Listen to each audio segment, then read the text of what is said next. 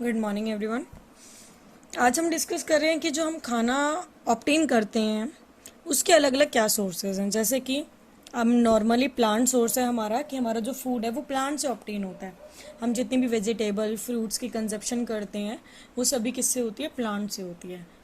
लेकिन अगर हम मिल्क की बात करें, घी की बात करें, कर्ड की बात करें, तो इन सब के लिए जो हमारा रिसोर्स है वो क्या है? एनिमल्स हैं। तो हम यहाँ पे एनिमल्स के बारे में डिस्कस करने जा रहे हैं। सबसे पहले मैं आपको एक टॉपिक पे लेकर आती हूँ, वो कहलाता है डोमेस्टिकेशन। डोमेस्टिकेशन क्या होता है? डोमेस्टिकेशन होता है जैसे कि आप प्लांट्स की ग्रोथ को कंट्रोल करते हैं, फसलें उगाते हैं, उसको इरिगेशन करते हैं, उसको सिंचाई दे रहे हैं, पानी प्रोवाइड कर रहे हैं। इसी तरीके से जानवरों को पालना, उनको न्यूट्रिशनल फूड प्रोवाइड करना, उनके टेक केयर करना, उसे डोमेस्टिकेशन कहा जाता है। अब हम डेयरिंग टॉपिक पढ़ने जा रहे हैं। डेयरी टॉपिक है ऐसे एनिमल्स या ऐसे प्रोडक्ट जो हम डेयरी से ऑब्टेन करते हैं। तो एक्चुअल में डेयरी है क्या? कुछ एनिमल्स ऐसे होते हैं जो मिल्चिंग एनिमल्स कहलाते हैं, यानी वो जानवर जिनसे हमें दूध ऑब्टेन होता है। The animals which produce milk are called इधर मिल्क यील्डिंग और मिल्चिंग एनिमल्स। तो मिल्चिंग एनिमल्स के बारे में हम डिस्कस कर रहे हैं। अगर आपको दूध ऑब्टेन हो गया तो उससे आप बटर, घी, कर्ड या अदर जो स्वीट्स वगैरह हैं ऐसे प्रोडक्ट ऑब्टेन कर सकते हैं। तो कुछ ऐसे जो जानवर जिनके बारे में हम अवेयर हैं, जैसे कि cow, buffalo, goat and sheep.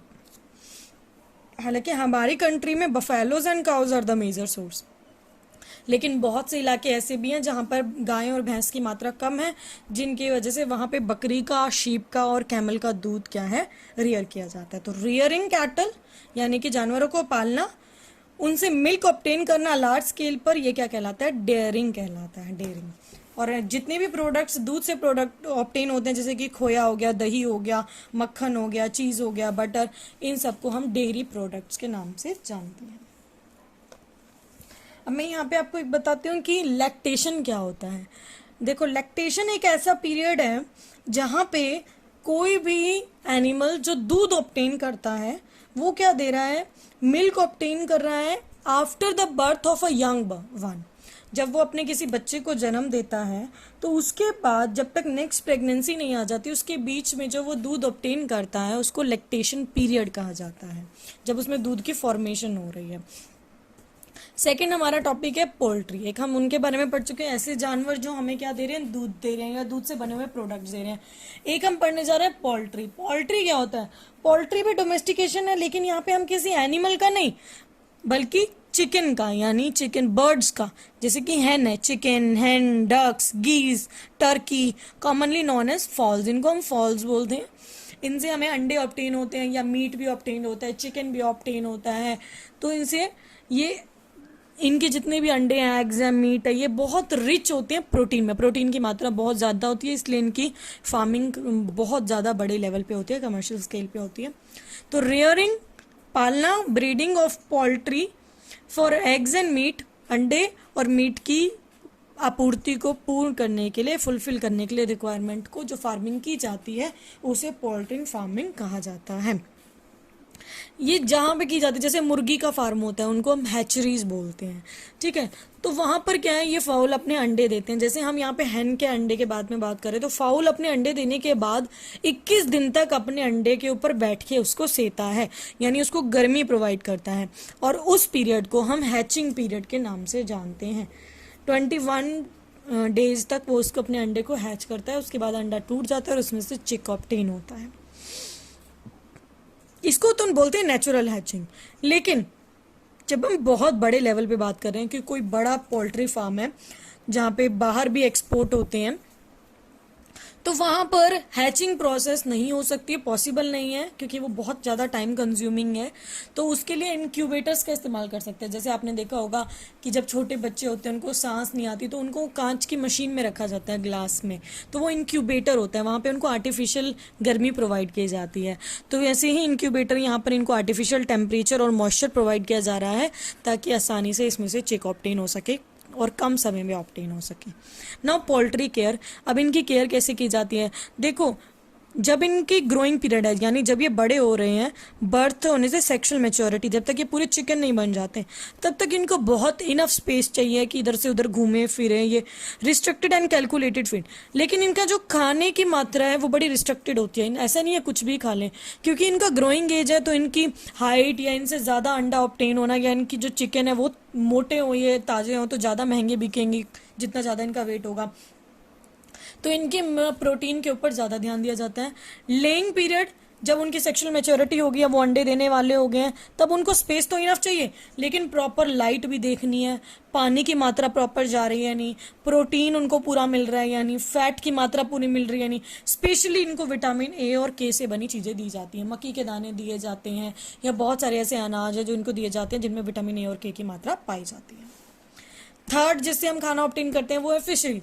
अब बहुत से लोग ऐसे हैं जो वेजिटेरियन हैं, और बहुत से लोग ऐसे हैं जो नॉन वेजिटेरियन हैं। तो नॉन वेजिटेरियन के लिए एक अलग सोर्स जो ऑब्टेन हो रहा है यहाँ पे, वो क्या है, फिशरीज है, यानी मछली पालन। ये बहुत से लोगों का सोर्स, इनकम सोर्स भी है। तो लोग क्या करते हैं, जब प्रोडक्शन होती है फिश की, बेसिकली ऑफिस है ये कोस्टल एरियाज में ही होती है, क्योंकि आसानी से फिश वहीं पे ऑब्टेन हो सकती है। तो the production of a fish on a large scale by farming fish culture is in a fish nurseries, या फिर जैसे हम हैचरीज भी कहते हैं, is known as pisciculture. यानी आप जब बड़े लेवल पे, कमर्शियल लेवल पे मछलियों का पालन करते हैं और उन्हें बेचते हैं, या क्या है, उनसे अपना इनकम का सोर्स बनाते हैं, तो उसे हम क्या कहते हैं, पीसी कल्चर कहते हैं।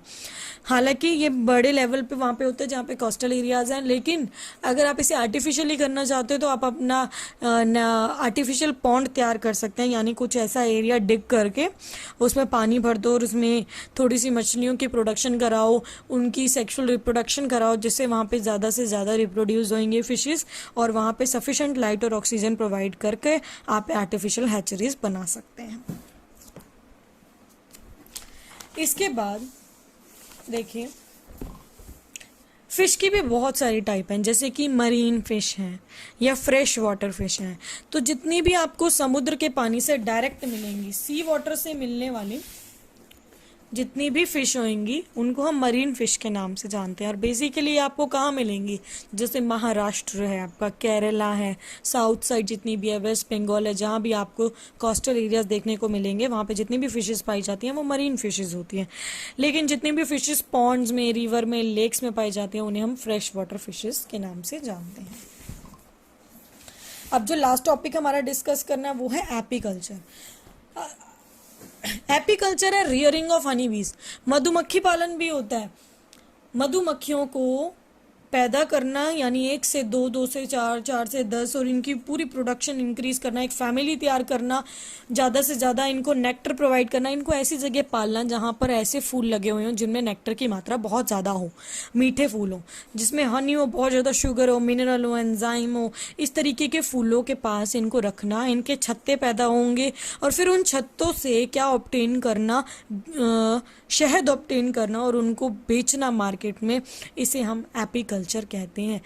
तो rearing of honey bees on a large scale is known as apiculture. मछली पालन को हम पिसीकल्चर बोलते हैं, मुर्गी पालन को हम पोल्ट्री फार्मिंग बोलते हैं, और अगर आपको दूध वाले जानवरों को पालना है तो उसको हम डेयरी फार्मिंग बोलते हैं, और इसी तरीके से मधुमक्खियों के पालने को हम एपीकल्चर कहते हैं। ये आपको हनी बी की एक लाइफ साइकिल दिखाई हुई है, जैसे हम लाइफ साइकिल पहले सिल्क वॉर्म की पढ़ चुके हैं। तो आपको भी ध्यान रहना चाहिए कि जो लाइफ साइकिल हनी बी की है वो 16 दिन तक चलती है, और इसकी 4 स्टेजेस होती हैं। सबसे पहले अंडे देंगे, 3 दिन तक वो लार्वा बनेगा, 3 दिन के बाद फिर 6 दिन तक वो लार्वा के स्टेज में रह के प्यूपा बनेगा, प्यूपा को हम रेस्टिंग स्टेज भी बोलते हैं। फिर 7 दिन के बाद हनी बी तैयार हो जाती है, और इसके बाद ये हनी बी क्या है, अलग अलग फूलों के ऊपर बैठकर उनसे उनका नेक्टर को सक करती हैं। नेक्टर सक करने के बाद ये एक एरिया में जाती हैं और वहाँ पे अपनी ये क्या करती हैं, अपने मुंह में लंबे समय तक इसको नेक्टर को, जूस को है जो वो हिलाती रहती हैं, जैसे जानवर जुगाली करता है ना, तो वो गाढ़ा होता रहता है। उसके बाद जो इनकी बॉडी से रिलीज होता है वेस्ट की फॉर्म में, वो एक्चुअल में शहद होता है जो एक बीहाइव यानी छत्ते में जमा होता रहता है। तो जितना ज़्यादा, जितना गाढ़ा या जितना भी ये थिक नेक्टर को ऑब्टेन करती हैं, उतना ही थिक शहद जो है वो हमें उतनी ही ज़्यादा कॉस्ट पे अवेलेबल होता है शॉप्स पर।